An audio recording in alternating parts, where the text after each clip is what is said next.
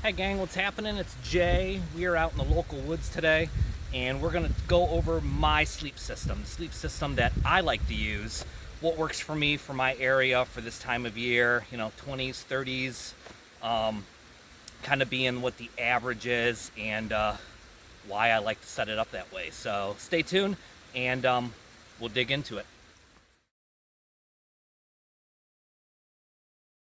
All right, gang, so when it comes to my sleep system, there's kind of really three different things that I look for.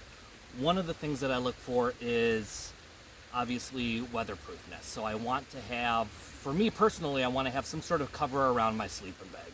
Number two, I'm looking at the amount of insulation I have. So otherwise, the actual sleeping bag itself or materials. And then the third thing I look for is obviously protection from the ground. So some sort of a sleep pad. You can always do bough beds, leaf beds, those kinds of things. But this is what I've come up with that works good for me. So as far as my outer shell goes, I like to use some sort of a bivy sack. It can be a waterproof, breathable Gore-Tex bivy sack, like the USGI MSS system, the camo bivy. It can be, Snug Pack makes one. Your British Military Forces has some sort of a waterproof, breathable, or water-resistant sleep sack or bivy sack. And what I did, so I do have a bivy sack, but I'm kind of experimenting with something because I kind of want to expand upon it a little bit and increase my durability a little bit. So what I did was I took two Russian plash palatkas and made a kind of a pseudo cowboy roll bivy sack out of it. It doesn't weigh any more than the USGI bivy does. It doesn't take up any more space than what the GI bivy does. In fact, it probably takes up a little bit less. But it's water resistant, it's wind resistant, but it's super durable. So I have that as my cover, okay? So that wraps around like a taco, like if you're doing a Ranger taco and you're wrapping yourself up in your poncho and throwing your whoopee inside, that takes care of that. So what we have here is we have the plash palatka on the bottom and then on the top, and then I cut a second one apart to make an additional cover, so at nighttime if the wind's blowing I can just throw that cover up over my face and still be able to breathe out of it and things like that. So I have that. So that's my water resistant, or I should say that's my weatherproof layer, okay? So we have that. When you peel that back and you look inside, the first thing I have on the bottom is a sleeping pad. You can do a foam pad, you can do an inflatable, you can do and everything in between, okay?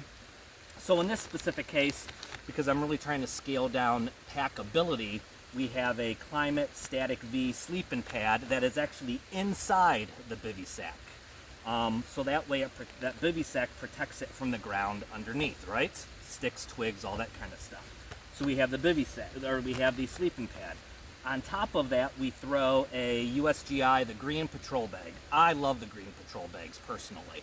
To me, it's a great 3-season bag that can be beefed up. I have several of them. Everybody has them in their bags. I think it's just a super utilitarian sleeping bag set up for really, really cheap. And it's synthetic fill, so especially in the wetter environments, wintertime, you don't necessarily have to worry as much about it getting wet. So that bag by itself is that good down to like 40, 50 degrees. Inside of that, I have you can do a poncho liner. In this case, I have the Helicon Tex Swagman Roll Basic. That Swagman Roll Basic, it's your traditional whoopee, but it is designed to where it has a zipper all the way around it. It can be worn as a poncho, but it has a zipper all the way around it, so you can use that as a sleeping bag liner. Have that as a sleeping bag liner there. Here's a picture from the other night actually using the system, and I tell you what, down to 30 degrees, 25 degrees. I think it got down to 25 degrees that night. I was warm. I can honestly say that I was comfortably warm in my sleep setup.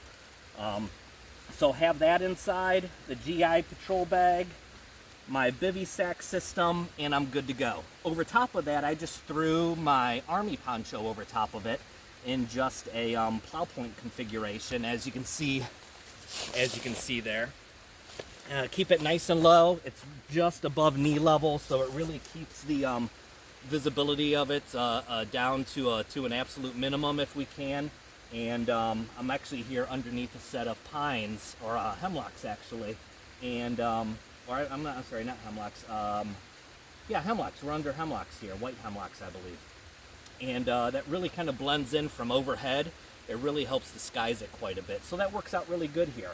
But in this setup here, I am comfortable down to, I'm gonna call it low to mid 20s, okay? Which is about an average nighttime temperature in my area. If I need to beef it up some, obviously you can beef it up with clothing systems, a hat, gloves, long underwear, fleece tights, things like that, hot water bottles, hand warmers, you know, all the tricks of the trade for a cold night out in the field. So anyways, that's the setup I have. Put up here a couple pictures of it from different directions where I have it set up here. Kind of, there's a rise around me, and then I'm kind of down in this hollow, so anyone walking around, nobody would be able to see it, which is kind of good. Really low detection spot. So anyways, that's what I got, guys. Make sure you guys are getting out there in the field, putting your gear to use. If you have not spent a night out yet this winter, go make a point of doing it, even if it's in your backyard. See what your body can be comfortably uncomfortable with.